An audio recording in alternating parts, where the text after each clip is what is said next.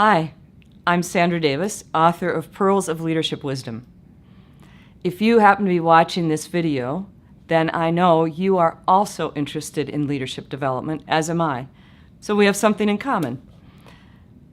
I bet if you're like many leaders, you really haven't taken the time to sit down, think about the lessons you've learned as a leader, to step back and think, what have I learned today? What do I know about leadership?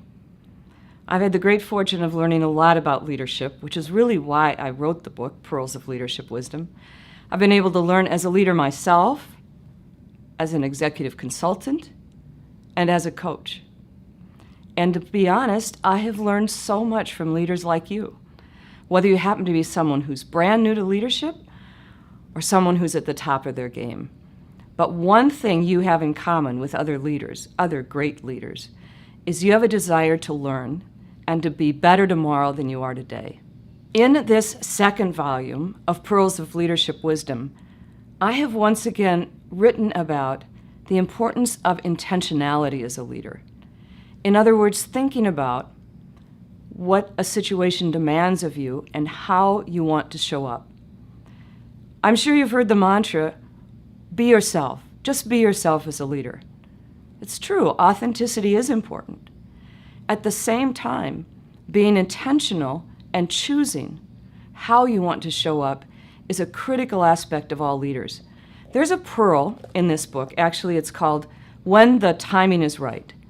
And it speaks to intentionality, and it speaks to how leaders adapt and change the roles they play based on the situations that they encounter. So let me tell you a story about that. There's a woman I worked with who was head of a major change effort in a large corporation. There were hundreds of people who were depending on her to help them understand what the future was going to be. If she had followed the mantra, just be yourself, she would have not done some of the things she knew she needed to do.